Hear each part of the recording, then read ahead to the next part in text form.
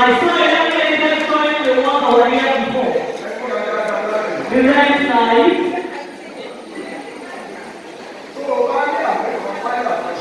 If the second area won't fire.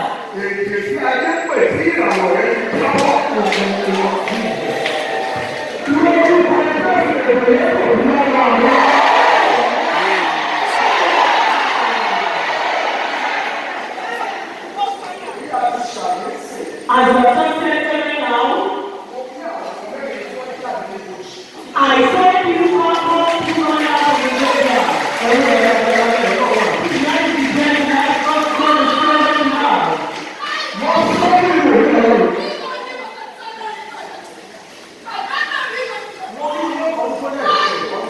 I saw fire burning beside somebody here. And somebody was being pulled away in the road. If the system is on fire,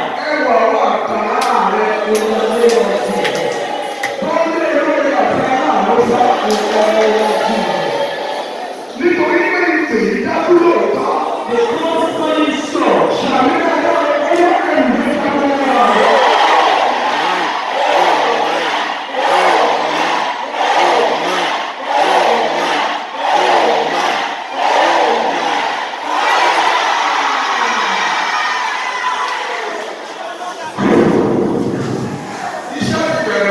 The war has just begun. As I say, I saw that falling off somebody's body. It's shaking up the head. If the same man when three fire to come top,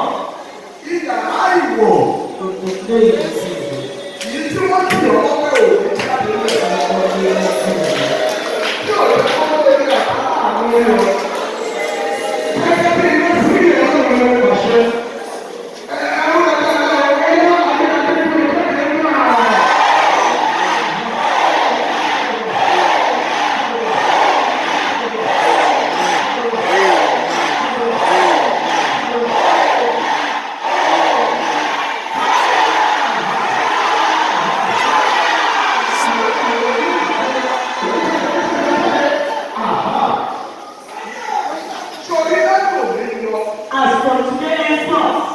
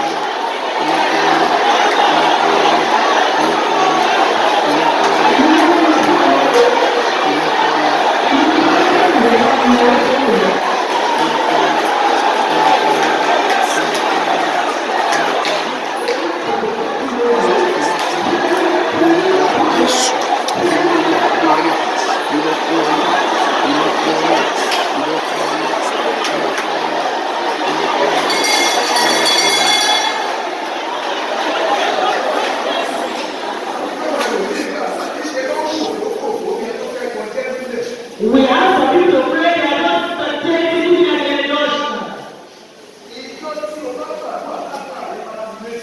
The day you pray and your prayer is answered. It's a time you are being prayer as a prayerist. We have so many lights to lighten. We are going to pray some certain prayer points. You might not understand, you just pray. You need result.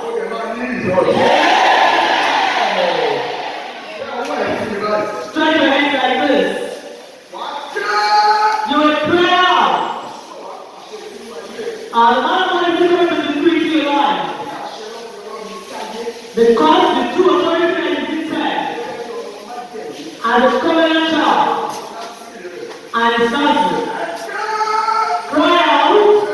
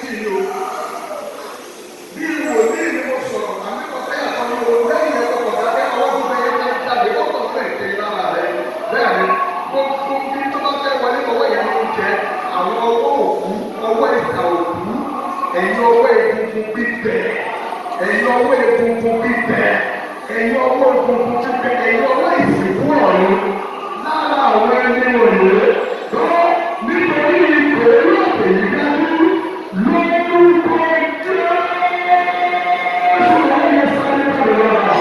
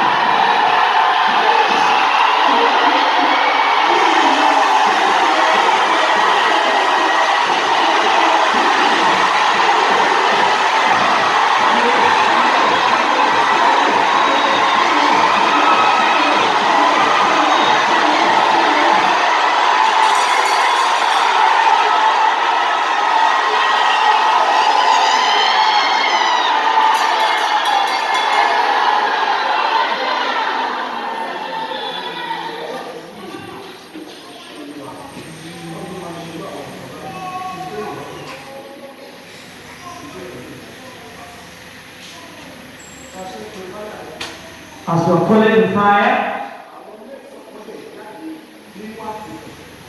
now if you came out from the dungeon, they came out from the dungeon.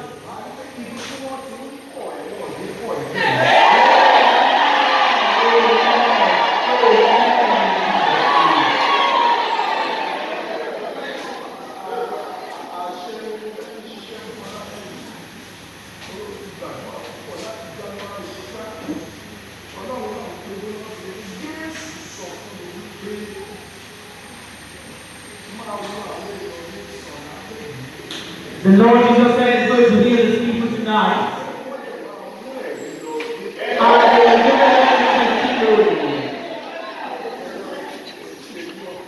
You might not understand it right now. Stretch forth your hands.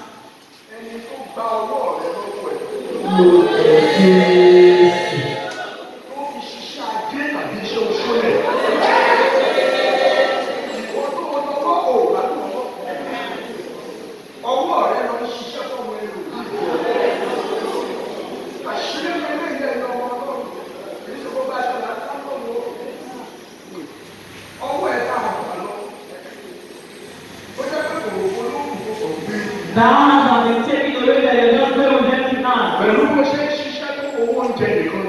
With the way you walk, you only have money for food.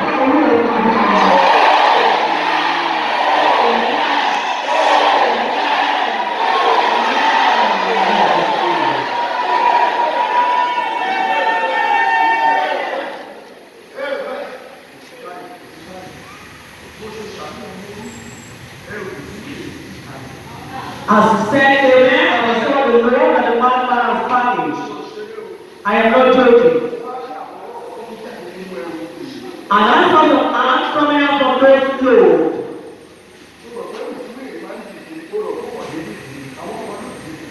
It is some people that tied for the madman, you think it's ordinary. They can tie a bunch of people's clothes and go into a madman. So you take the clothes everywhere you go. That person inside will not be linked to again. Prayer is not being taken off.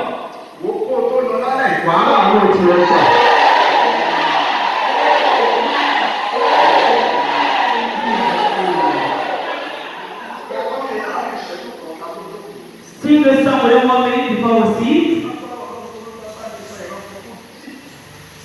The Lord told me a vision that is so deep, and I will open your understanding to it. We pray.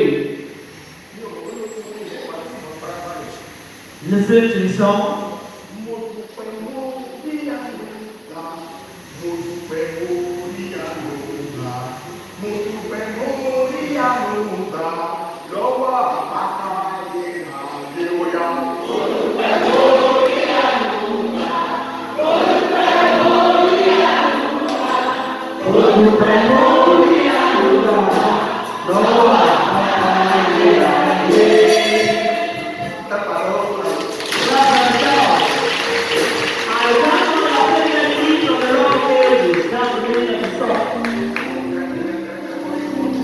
You know how to sing here. Last year, it used to be with the Lord already this. When the person was 60 days, the Lord took him to heaven. He told him that the day Jesus was doing coronation, that the song they sang for Jesus was over 3 million songs. When they were singing the other time, some people were just singing. And you not stand up to 3 million songs. You were clapping and shaking where you are. The way you dance, your body will become up. Just give me to sing.